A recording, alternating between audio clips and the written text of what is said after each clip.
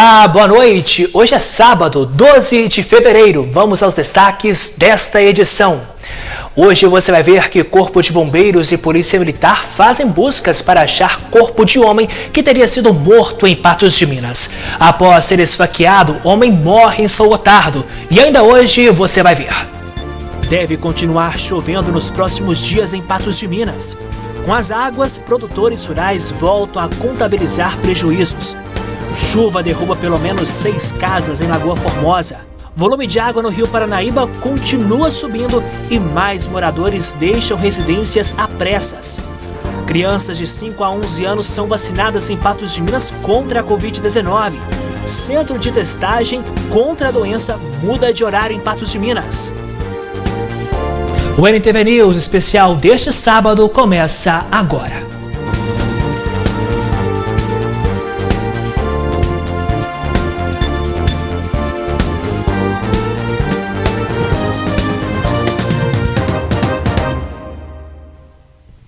Durante este sábado, o Corpo de Bombeiros e a Polícia Militar fizeram buscas no Rio Paranaíba após denúncias de que um homem teria sido morto e jogado dentro da água. O repórter Caio Machado conta essa história. O Corpo de Bombeiros realizou buscas para tentar localizar o corpo de um homem de 35 anos que supostamente teria sido jogado no Rio Paranaíba, aqui no bairro Nossa Senhora Aparecida. Valdeci Pacheco Magalhães, de 35 anos, teria sido visto apanhando e sendo arrastado aqui no final da Rua da Saudade, no bairro Nossa Senhora Aparecida, por uma testemunha, por um vizinho que preferiu não se identificar. Segundo esse vizinho, ele acredita que o homem teria sido jogado ali dentro do rio e acionou a polícia militar, que compareceu aqui no local. O crime teria sido testemunhado por volta da 00:30, e os próprios policiais solicitaram o apoio dos bombeiros para tentar localizar o corpo do Valdeci. Os bombeiros compareceram aqui por volta das 8h30 da manhã de sábado, iniciaram as buscas aqui no rio, como vocês podem ver aos fundos. Eles iniciaram as buscas na superfície do rio, cerca de 100 metros, e em seguida eles utilizaram um drone para poder sobrevoar sobre a área para poder tentar localizar o corpo de Valdeci. Os bombeiros não chegaram a mergulhar e, por falta de mais informações sobre o paradeiro do Valdeci, eles encerraram as buscas por volta das 11h30. As informações colhidas pela polícia é que o homem de 35 anos residia sozinho na Rua dos Boiadeiros e provavelmente era o usuário de drogas. A testemunha que avistou ele apanhando não soube informar a quantidade de pessoas que teriam agredido ele e se ele realmente foi jogado aqui no interior do Rio. Eu sou Caio Machado, com imagens de Gustavo Brito para o jornalismo da NTV. Obrigado, Caio. Pois é, a Polícia Militar realizou um cerco no bairro durante a tarde de hoje para tentar localizar o suspeito desse fato, mas até o momento ninguém foi preso. E um homem de 35 anos, identificado como Emerson Fernando Ribeiro, foi ferido por um golpe de faca no tórax e morreu no Hospital Regional aqui em Patos de Minas. O homicídio aconteceu no bairro Boa Esperança, em São Gotardo. Um homem de 35 anos, que foi esfaqueado no dia 1º de fevereiro no município de São Gotardo, no bairro Boa Esperança, não resistiu aos ferimentos e faleceu na noite dessa sexta-feira aqui em Patos de Minas, no Hospital Regional Antônio Dias, onde ele estava internado desde o dia que foi esfaqueado. Emerson Fernando Ribeiro, conhecido como Chocolate, estava consumindo bebidas alcoólicas com um amigo pelas ruas de São Gotardo. Em certo momento da noite, desentendeu com um rapaz de 26 anos e foi esfaqueado. Segundo o relato da namorada da vítima, ele retornou para casa durante a noite, apenas de cueca, deitou na cama e disse para ela não avisar a irmã que ele havia chegado em casa.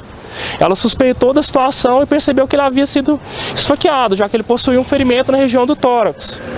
Em decorrência disso, ele foi encaminhado para o Hospital Regional Antônio Dias. A Polícia Militar iniciou diligências para tentar descobrir o que aconteceu e chegou até esse suspeito de 26 anos, que foi preso e confessou que estava caminhando pelas ruas da cidade com uma mulher e eles teriam consumido drogas, cocaína. Em seguida, eles se despediram e ele se deparou com o Emerson sentado numa calçada e, como eles possuíam desavenças, eles iniciaram uma discussão. Em seguida, o Emerson teria desferido socos contra esse rapaz de 26 anos, que respondeu com uma facada no tórax da vítima. Ele foi preso por suspeita de tentativa de homicídio. E como eu informei no início da nota, o Emerson, que estava internado no Hospital Regional em Patos de Minas, não resistiu aos ferimentos e morreu na noite dessa sexta-feira. Eu sou Caio Machado, com imagens de Gustavo Brito, para o jornalismo da NTV. Depois do intervalo aqui no NTV News, você vai ver que deve continuar chovendo nos próximos dias em Patos de Minas. Com as águas, produtores rurais voltam a contabilizar os prejuízos. O NTV News volta em 2 minutos.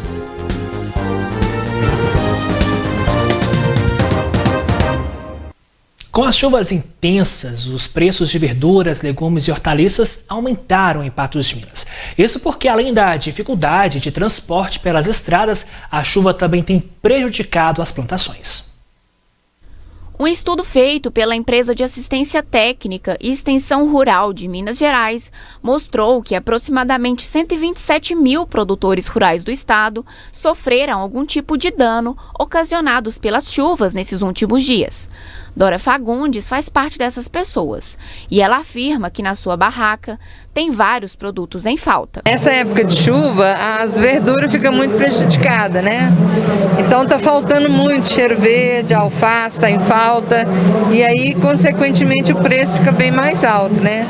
A mulher conta que muitos vendedores, devido aos danos das intensas chuvas, não foram na Feira do Produtor Rural neste sábado. Hoje faltou muita gente na feira justamente por isso. É ponte quebrada, ponte debaixo d'água, estrada com muito barro e buraco, tá difícil passar. Valdemira, por sua vez, diz que não teve problema de locomoção. Não, assim, as estradas deu pouco estrago, mas tem localidade que foi mais. Para a nossa localidade foi boa, graças a Deus, não estragou não. Além disso, ela conta que os preços dos produtos subiram no início das chuvas e têm se mantido desde então. O preço subiu, assim, durante o tempo agora do período das águas subiu, mas está mantendo. E a produção caiu muito, mas como se diz, a gente não pode reclamar, né? Tá bom. Márcio Santana é consumidor e sentiu bastante esse aumento nos preços. Ele conta como faz para conseguir comprar as coisas que quer comer, mesmo com um preço tão elevado. A gente vai dali, daqui, tirando um pouquinho dali, tirando daqui e tentando economizar, né? Aproveitando o que está mais barato e tentando, assim, conseguir comprar as coisas. E olha só, uma situação preocupante também. Pelo menos 6 casas desabaram em Lagoa Formosa em decorrência das chuvas desta semana. Em Lagoa Formosa, devido às intensas chuvas, ao menos 6 casas caíram e, consequentemente, muitos moradores tiveram que ser realocados. Osmar Moreira de Lima mora ao lado de 3 residências que foram interditadas nessa quinta-feira. Segundo ele, algumas outras casas da rua José Marciano também estão comprometidas. Teve que sair às pressas. Ou, inclusive, à noite mesmo mudou uma dona dessa casa aqui do lado, aqui, ó, que a dela também está em perigo, a cair também, né? O rapaz daquela mudou antes de ontem, que é a terceira subindo aí. As 2 de cima também já está condenando também, ó, os barrados por baixo, né? O homem conta que as casas estão perto de uma nascente e, segundo ele, isso pode ter colaborado para as casas desabarem. Parece que fizeram a casa em lugar, às vezes, de mais condenado, né? Muito próximo à nascente da água, da lagoa d'água. Então, veio acontecer essa tragédia aí. Mas, felizmente, ninguém machucou, né? Perdeu os danos, né, da casa. Muita mobília. O servente rural deixa um recado para a população.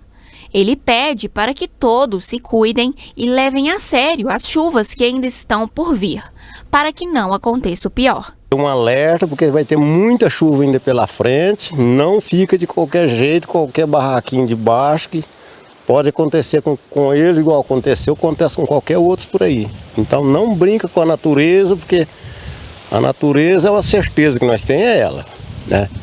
Então nós não faz sem você fazer uma coisa, esquecer que tem um sobre você, é um perigo, um risco. Então que não facilite, previna antes, né, de acontecer. E as chuvas também deixaram os moradores de Santana de Patos em alerta. No distrito de Santana de Patos, os estragos provocados pelas chuvas intensas preocupam a população. Na rua Dona Inácia, este morador alerta para a necessidade da construção de uma boca de lobo. Aqui os locais como é que tá? A situação.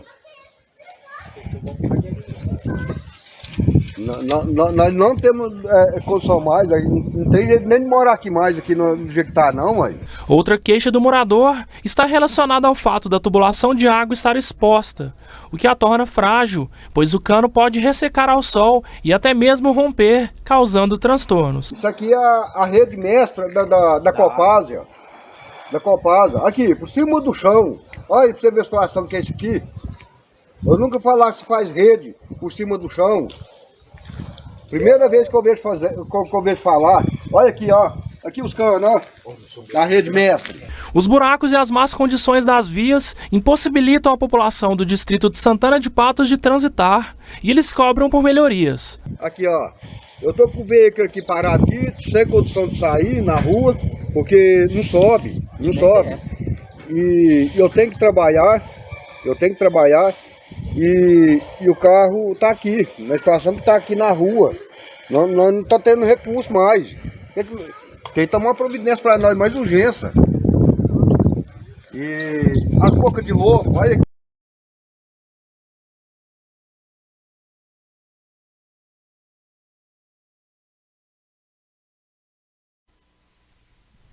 Pois é, situação preocupante, né? Nós procuramos, melhor dizendo, a Prefeitura de Patos de Minas sobre essa situação e ainda nós não obtivemos respostas. Nós continuaremos acompanhando esse caso em Santana de Patos. A ponte sobre o rio Paranaíba foi interditada pela segunda vez neste ano e algumas famílias continuam tendo que sair de suas casas. O período de intensas chuvas na cidade de Patos de Minas voltou e com ele muitos estragos vêm ocorrendo. Sendo assim, a ponte sobre o rio Paranaíba foi interditada pela segunda vez no ano. Vários bairros já estão alagados e também alguns locais foram interditados devido aos buracos nas vias. Nós estamos aqui ao lado da Ponte do Arco, que foi bloqueada nesta quinta-feira, visto que as águas atingiram novamente a estrutura de sua base. Além disso, a Ponte dos Vieiras, que fica na BR-365, e a ponte sobre o rio Ribeirão da Costa também foram interditadas. Os dados são que do dia 31 de janeiro ao dia 10 de fevereiro foram registrados 301,06 milímetros de água. Já nos últimos 7 dias, choveu 226,57 milímetros. A Badia Caetana, de 72 anos, é aposentada e mora no bairro Vila Operária. No último mês, a água já chegou no portão da casa dela e com a volta das chuvas, a quadra em frente de sua residência já está alagada novamente. Não tem como assim eu falar assim, tá ruim, mas tá bom. Não é? Pelo menos tá chovendo. Tá chovendo, é isso mesmo. Aí é o que Deus quiser. A mulher conta que a casa dela já foi inundada, mas diz que ainda não está preocupada e está confiando em Deus. Sou alegre mesmo, filha. Muito. É, muito. Desse jeito. Rio tá na porta e eu tô alegre, porque não vou adiantar. Eu ficar chorando, não vai adiantar, não é mesmo? E sou desse jeito mesmo. A gente fica assim, preocupada, pensando, é só com a enchente que você entrar aqui dentro, que já entrou. Né? Mas por enquanto tá assim, tranquilo. Um mês, ela teve aqui no portão, aqui, ó. Um mês. Mas agora, esperar o que vai acontecer, não é mesmo? Confiar em Deus. É, só. Em Deus São José, que ainda tem enchente dele. Ainda tem enchente São José, tem enchente dele. Pois é, por falar nessas chuvas, este ano, sem dúvida alguma, está sendo marcado pelas intensas chuvas. Depois das fortes pancadas dos últimos dias, para a próxima semana ainda há previsão de mais água. O mês de janeiro em Patos de Minas foi marcado pelo excesso de chuvas. Agora, em fevereiro, o rio Paranaíba subiu 11 metros acima do normal e a Ponte do Arco teve que ser interditada pela segunda vez no ano. Para essa semana, a previsão continua sendo de chuva, mas Adalberto, que é climatologista, afirma que a intensidade diminuirá. Nós estamos vendo para esse mês de fevereiro chuvas quase que todos os dias. Para as próximas semanas nós devemos ter novamente chuvas quase todos os dias. O que deve melhorar um pouquinho é que essas intensidades devem diminuir um pouco. Então a gente espera algo em torno de 10 a 12 milímetros por dia. Além disso, o homem conta que o excesso de chuvas não é algo anormal, muito menos ruim. Para ele, o fato é positivo, porque o lençol freático está sendo abastecido para os momentos de seca. Na verdade, o clima do planeta ele não é uma coisa estática. A gente fala, a média deve ser sempre obtida. Não, tem anos que nós vamos ter acima da média e anos que nós vamos estar abaixo da média. Esse é um ano que nós estamos acima da média. Se a gente for pegar anos anteriores e somar com isso, vai para a média. Então, uma questão interessante é que nós temos uma zona de convergência do Atlântico Sul, que é uma corrente de umidade que vem da floresta equatorial, passa sobre Tocantins, Mato Grosso, Triângulo Mineiro e vai passar até São Paulo e Rio de Janeiro. Então, toda essa região está recebendo essa umidade.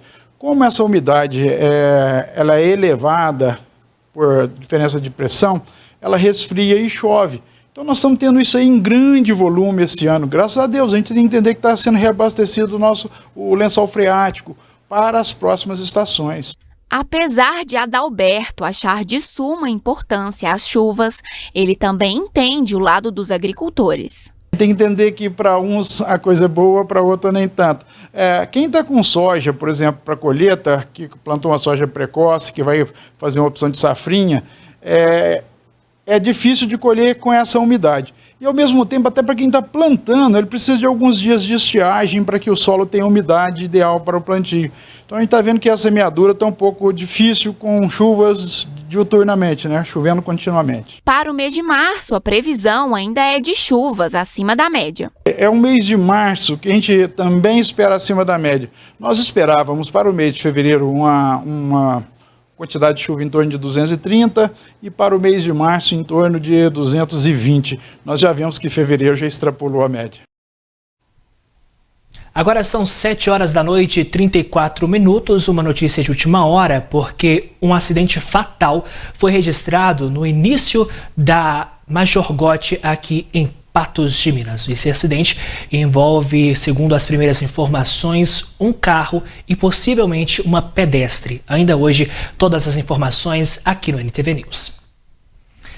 Daqui a pouco você vai ver a história dos patrimônios culturais de Paracatu e confeiteiros começam a se preparar para a produção de ovos de Páscoa deste ano.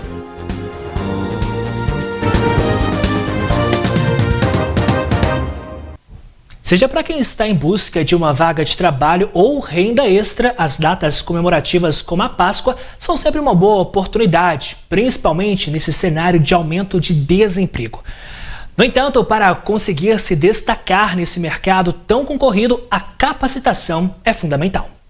Na confeitaria, o planejamento é fundamental. A Páscoa neste ano será no dia 17 de abril, mas com a economia em queda e a inflação em alta, é importante se organizar para ganhar o mercado. Confeitar Minas é uma grande oportunidade de capacitação, com cursos gratuitos e palestras para empreender com sucesso. Algumas aulas são pagas.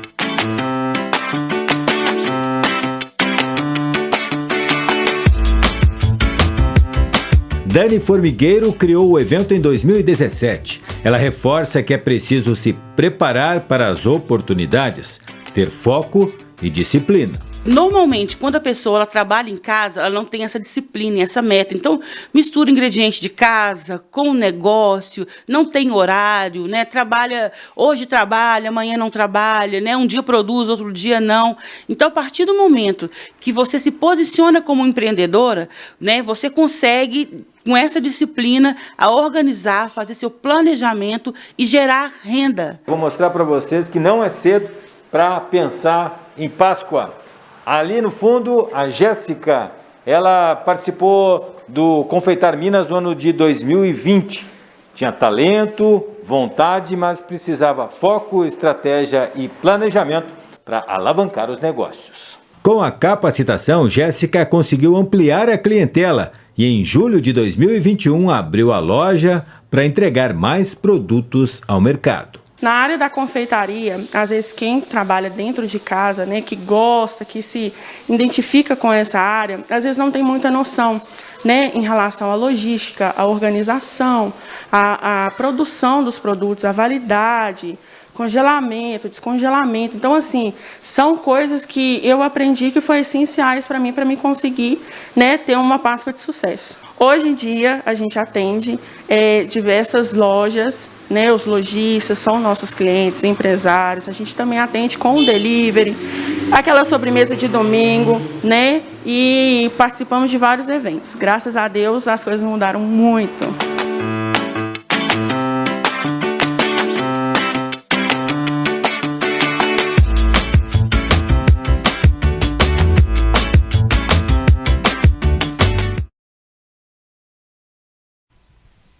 Olhando assim, dá até água na boca, né? Olha, produtores do sul de Minas Gerais que se dedicam à produção do azeite se preparam agora para a colheita das azeitonas. Mas por trás do sucesso do produto existe um trabalho técnico, como mostra a reportagem da nossa parceira de Andradas, a ANTV. Após o plantio, as oliveiras demoram cerca de 4 anos para produzir azeitonas. Determinar o ponto correto de colheita vai garantir que o produtor consiga resultados mais satisfatórios.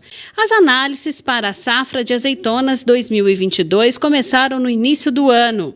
O pesquisador Pedro Moura explica que, por meio de estudos dos parâmetros estabelecidos para cultivar, é possível informar aos produtores a quantidade de azeite que determinadas azeitonas possuem no momento, indicando se já é hora de colher os frutos ou é necessário aguardar mais um pouco. Nas azeitonas, neste momento que antecede a colheita, é importante que os produtores tragam os seus frutos para que a gente possa quantificar quanto de azeite já foi formado nos frutos. E isso ajuda ele a tomar a decisão de se realizar ou não a colheita.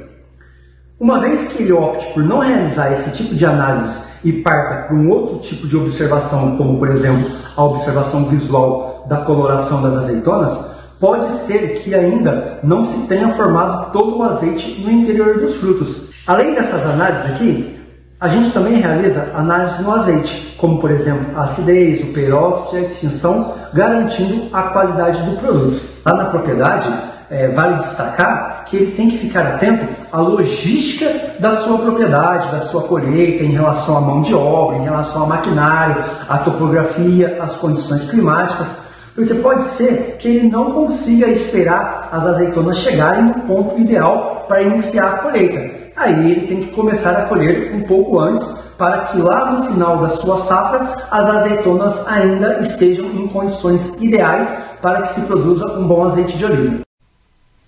Agora a gente muda de assunto e eu te convido para conhecermos mais sobre o patrimônio histórico de Paracatu.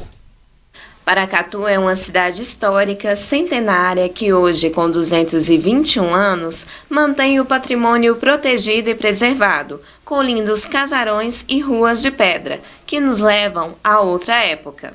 Diante de tanta beleza e cultura, a cidade agora contará com mapas de direcionamento no centro histórico e em breve com um trajeto autoguiado. Nós entendemos que esse, na verdade, é uma ferramenta que qualquer pessoa vai poder utilizar, né?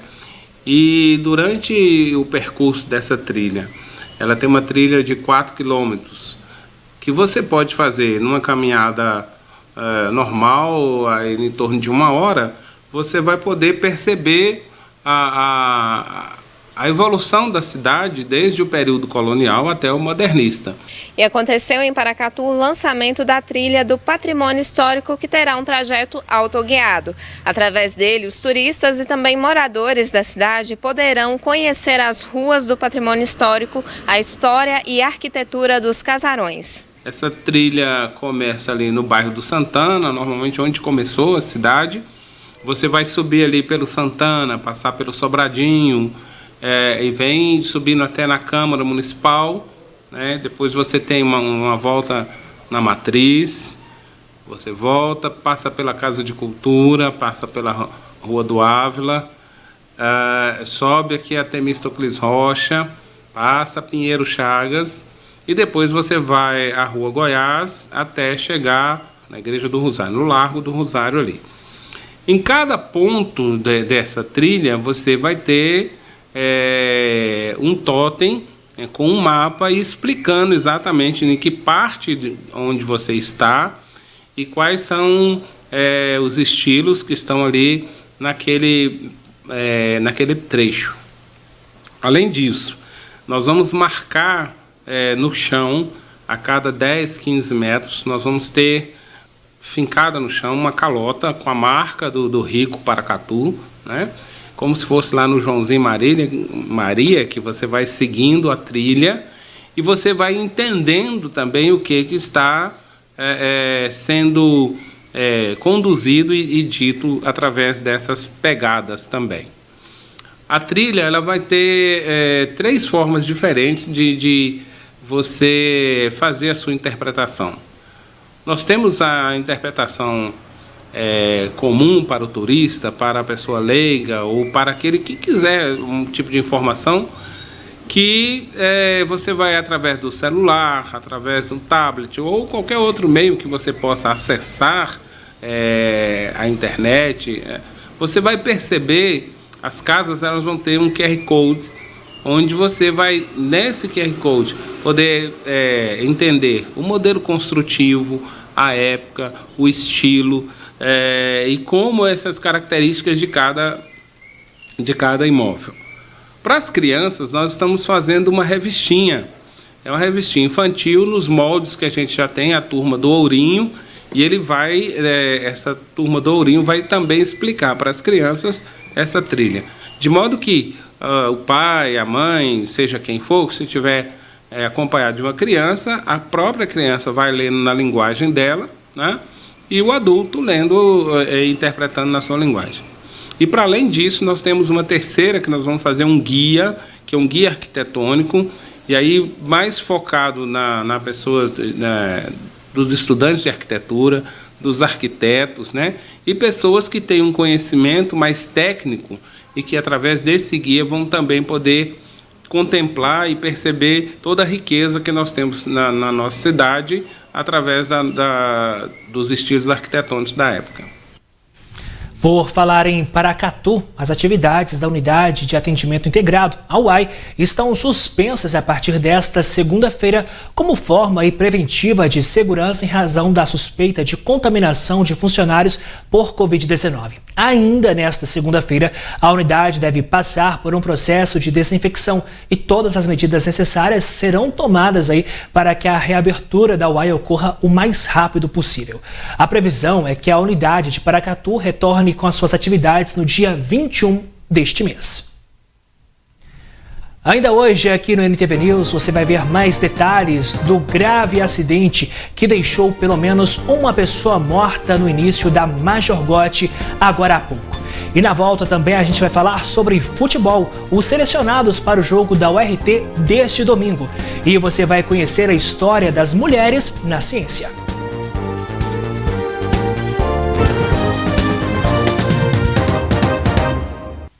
O concurso 2453 da Mega Sena, que será sorteado daqui 11 minutos, deve pagar o prêmio de 7 milhões a quem acertar pelo menos as 6 dezenas. Ninguém acertou as últimas 6 no último sorteio, que foi realizado na quarta-feira, e o prêmio então ficou acumulado. As apostas puderam ser registradas até às 7 horas da noite de hoje em qualquer lotérica do país ou pela internet no site da Caixa Econômica Federal. Uma aposta simples com 6 dezenas custou R$ 4,50. De acordo com a Caixa, para você ter uma ideia, a probabilidade de um apostador ganhar a Mega Sena com um jogo simples é de 1 em 50 milhões. Mais precisamente, 50.063.860. No caso de uma aposta com 15 dezenas, que é o limite máximo, a chance de acertar o prêmio é de 10 mil precisamente. Ou melhor, a chance de acertar é 1 em 10 mil, exatamente 10.003. Será que teremos um patente ainda hoje, um novo milionário pela Mega Sena? E olha, ainda não foi dessa vez que o Palmeiras conseguiu realizar seu sonho de conquistar o Mundial de Clubes da FIFA. Neste sábado, o Chelsea venceu o Palmeiras por 2-1 durante a prorrogação na final do Mundial de Clubes. Ainda falando sobre futebol, o Cruzeiro passa por um processo de recuperação financeira e cada centavo economizado pela nova diretoria é uma grande economia. Depois de levar prejuízo de R$30 mil no jogo contra o Democrata, no Mineirão, o Clube Celeste resolveu mudar o palco de suas partidas.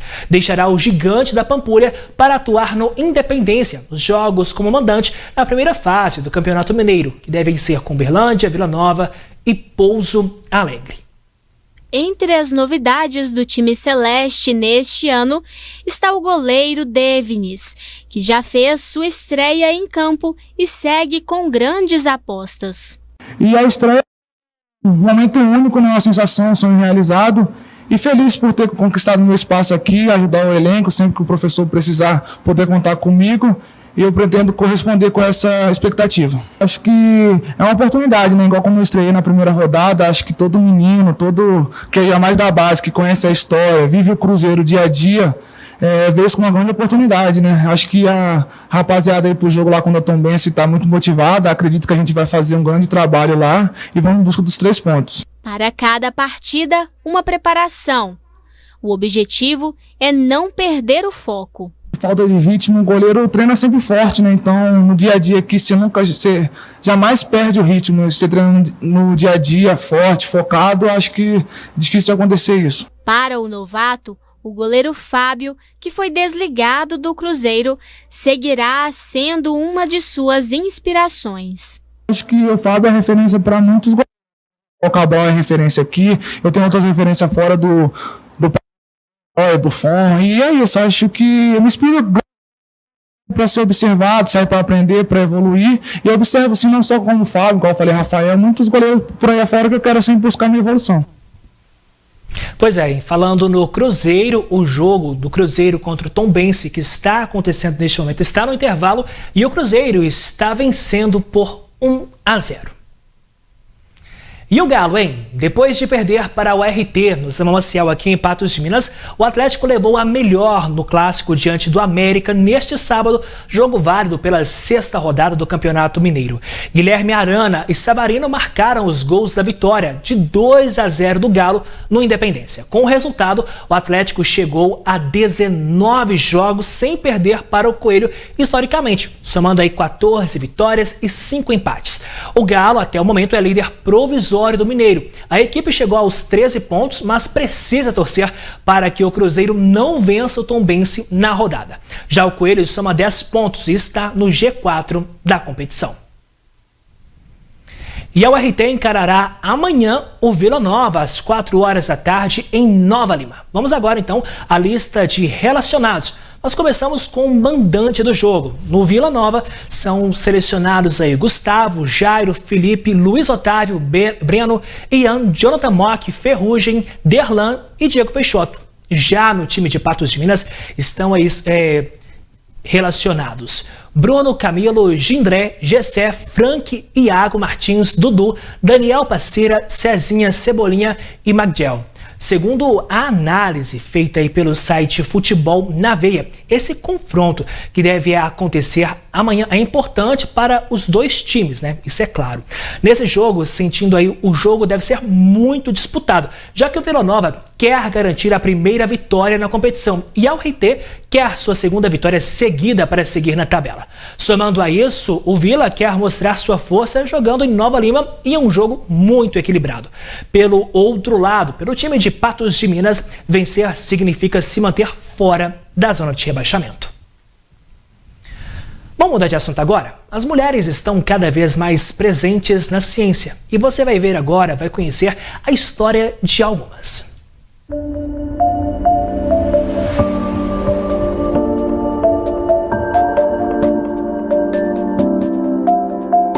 Houve um tempo em que o machismo fazia as mulheres se afastarem das áreas de ciência, tecnologia, engenharia e matemática. Felizmente, as coisas mudaram. Nas últimas décadas, elas vêm buscando o reconhecimento de que têm as mesmas capacidades que os homens e o direito à igualdade de oportunidades. Apoiar umas às outras ajuda a quebrar essa cultura do machismo e fazer com que cada uma reconheça o próprio valor. Eu tinha medo de não conseguir ocupar um espaço que eu não acreditava muito que me caberia naquele espaço.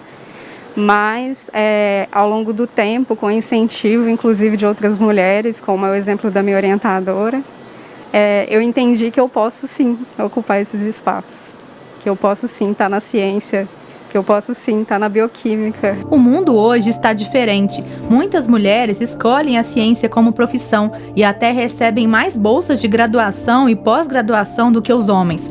Mas isso no início da carreira. À medida que avançam na área acadêmica, os dados mostram que a presença feminina vai diminuindo. Para se ter ideia, a maior parte das bolsas oferecidas pelo CNPq, o Conselho Nacional de Desenvolvimento Científico e Tecnológico, é concedida para pesquisadoras entre 50 e 59 anos.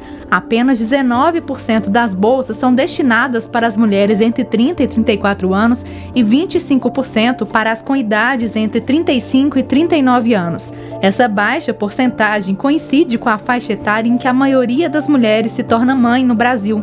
É que a maternidade acaba forçando as pesquisadoras a dar uma pausa na frequência e na quantidade de artigos publicados. Como a produção científica é condição para aprovação em editais de projetos de pesquisa, muitas mulheres não têm a mesma chance que os colegas. Uma conquista recente que pode mudar esse cenário é a inclusão da licença maternidade no currículo Lattes. A informação ajudaria a explicar uma queda da produtividade neste período e evitar que pesquisadoras que se tornem mães tenham qualquer impacto na carreira. A mudança contribui para que as universidades e agências de fomento à pesquisa considerem essa pausa justificada por um motivo altamente relevante para conceder bolsas de forma mais justa. Para Márcia, que é pesquisadora da FUNED e mãe de 2 meninas, a medida também evita a evasão de pesquisadoras. Na época que eu tive as minhas filhas, por exemplo, a gente não tinha essa conquista, então não tinha o direito à licença maternidade e a gente parava, né, porque você tinha que parar realmente, mas parava por sua conta, o projeto, o tempo continuava correndo e você tinha que se dividir entre a criança e o trabalho que vinha a seguir, né?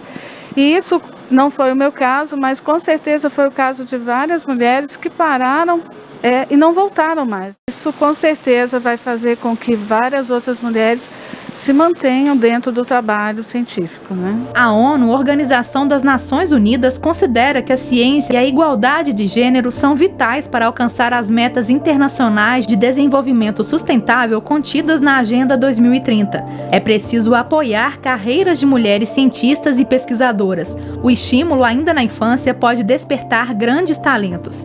Sara segue firme nas pesquisas. Ela busca entender o impacto dos medicamentos no meio ambiente para trazer soluções que ajudem a preservar o planeta. Uma missão nobre e que já vinha sendo desejada lá atrás. Desde nova eu sempre fui muito curiosa e muito investigativa, então eu sempre buscava tentar aprender coisas novas e tentar descobrir por que é assim, por que é daquele jeito, então, e eu tive muito incentivo dos meus pais.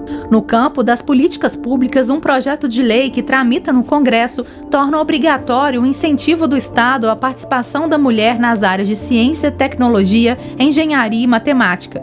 A proposta inclui a previsão desse incentivo na Lei de Diretrizes e Bases da Educação Brasileira e na Lei de Inovação Tecnológica. Esse incentivo vai fazer com que no futuro a gente tenha mais meninas trabalhando dentro dos laboratórios, mais mulheres, né, se tornando aí pesquisadoras, líderes de grupos de pesquisa. A proposta já foi aprovada no Senado e ainda vai passar pela Câmara. A ideia é apresentar às meninas referências e exemplos de pesquisadoras de sucesso, reforçando a compreensão de que as habilidades necessárias para uma carreira científica podem ser desenvolvidas independentemente do gênero. Eu acho que a gente precisa de mais incentivo para que essas meninas se tornem mulheres que tenham confiança, né, de buscar esses espaços, esses lugares na sociedade que são mais destinados a homens, né, que são mais ocupados por homens.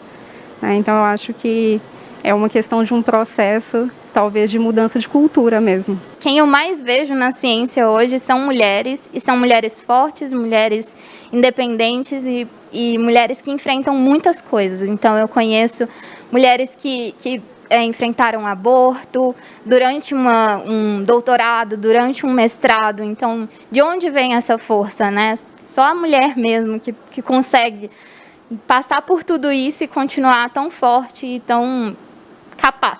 Então, eu tenho muita vontade de incentivar outras mulheres também, outras meninas também, a seguirem a área da ciência e a se apaixonarem por esse mundo e cada vez aprender mais.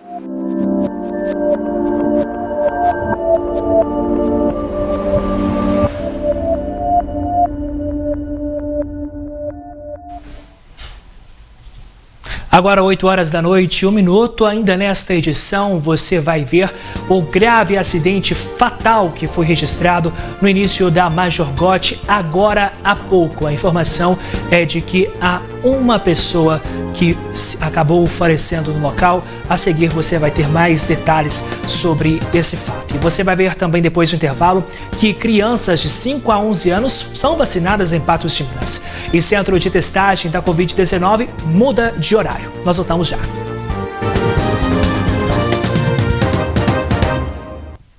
O Brasil registrou 1.121 mortes pela Covid-19 nas últimas 24 horas, totalizando 637.232 óbitos desde o início da pandemia. Com isso, a média móvel de mortes nos últimos 7 dias é de 880, a maior desde 13 de agosto do ano passado, quando foi de 872.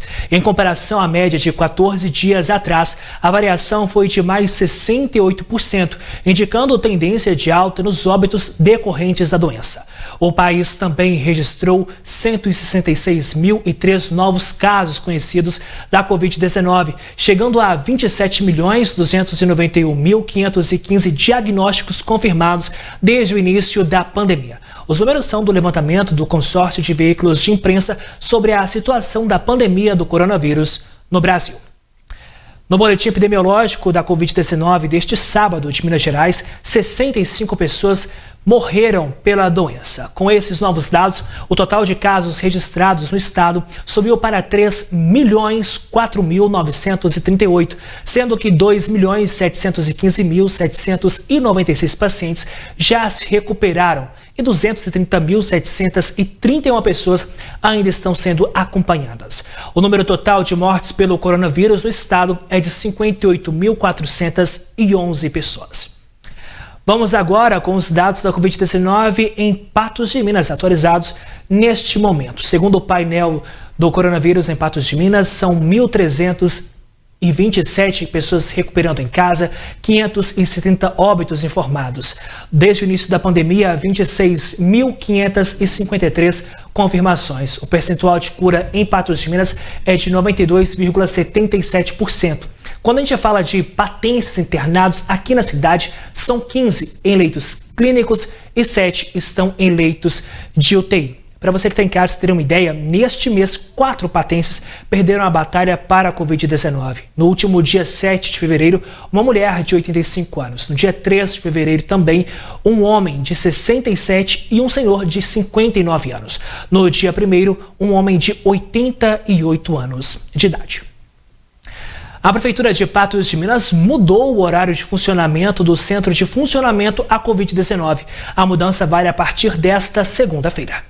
A partir de segunda-feira, o local irá funcionar das 7 horas da manhã até as 19 horas. Outra mudança é que a partir das 18 horas serão entregues senhas para que todas as pessoas que estão na fila tenham um atendimento garantido.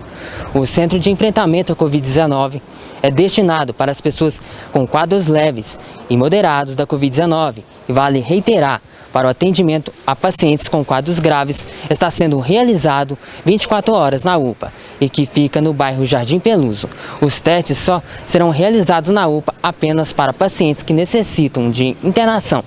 Como o horário de atendimento diminuiu no Centro de Enfrentamento, a equipe que estava atuando no local será direcionada para a UPA para reforçar o atendimento. Ézio Caixeta com imagens de Gustavo Brito para o jornalismo da NTV.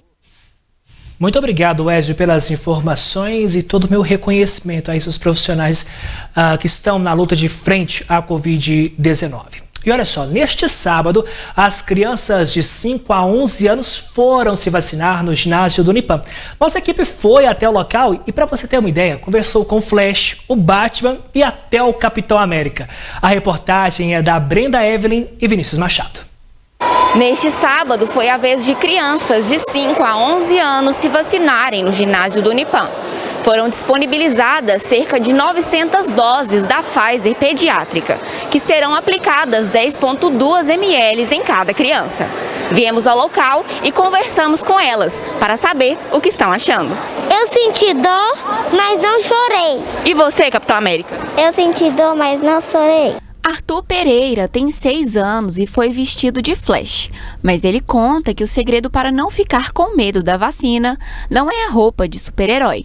Além disso, o garoto faz um convite para os amiguinhos que ainda irão se imunizar. Uai, é só não ter medo, né? E não ter ansiedade, né? É só você ir com calma e esperar a sua vez. Quanto mais você ter calma, menos medo você vai ter. O segredo não é a roupa, não. O segredo é a coragem. Já Matheus Martins não foi vestido de super-herói, mas ele conta como fez para ficar tranquilo. Só rezar o Pai Nosso. Você rezou o Pai Nosso? E isso te deu força? Foi? Foi. Luma Simão tem 5 anos e ela conta que, apesar de as aulas dela terem voltado, os cuidados não pararam. Tem que se cuidar porque o coronavírus pode matar pessoas. O segredo é só confiar que você consegue. Patrícia Ferreira, mãe de Paloma, e Wagner Monteiro, pai de Matheus, dizem estar mais tranquilos para os filhos irem para a escola, agora que ambos se vacinaram. Com certeza, né? A vacina é muito importante. É necessário, né? Para todas as crianças, todo o pessoal. Com certeza, a gente espera que eles vão para a escola, né? Que fique mais tranquilo, porque a gente sempre fica com aquele medo, né? Ai, será que tá tendo todas as precauções? Será que tá usando a máscara corretamente? Então, assim, a gente já fica bem mais tranquilo em relação a isso, de ter tomado a primeira dose. Como se diz, a dose da esperança, né? João Pedro, de 9 anos, deixou um recadinho final para as crianças da região que irão se vacinar. Crianças, vocês podem vacinar, que é muito tranquilo, não dói nada. Pessoal, eu dou uma dica pra vocês, vem vacinar que não dói nada, confia. E é isso, vocês vão ficar imunizados do Covid. É isso mesmo, é muito importante se vacinar. E como as próprias crianças disseram, as vacinas fazem toda a diferença. Estamos ao vivo, 8 horas da noite e 11 minutos. Agora sim você vai conferir a reportagem do acidente fatal que tirou a vida de uma mulher agora há pouco na Major Cote. As imagens são do repórter cinematográfico Gustavo Brito. A gente fomos solicitados, né, via 193, comparecemos aqui no local. Se tratava de um capotamento de veículo. Havia 4 vítimas dentro do veículo. Já havia uma vítima fora do veículo. Tinha outra vítima dentro do veículo. O motorista do veículo já tinha se evadido aqui do local. E tinha outra vítima já estava fora do veículo. A gente levamos uma vítima para o hospital regional. Houve o apoio da viatura da SAMU com a médica. Ela levou outra vítima para o hospital e o carro perdeu a direção, aparentemente, e atingiu uma pedestre, e levando essa pedestre a óbito. Ainda é analisado a possibilidade de que esta pedestre estaria grávida. O NTV News de hoje fica por aqui. Nós voltamos na próxima semana.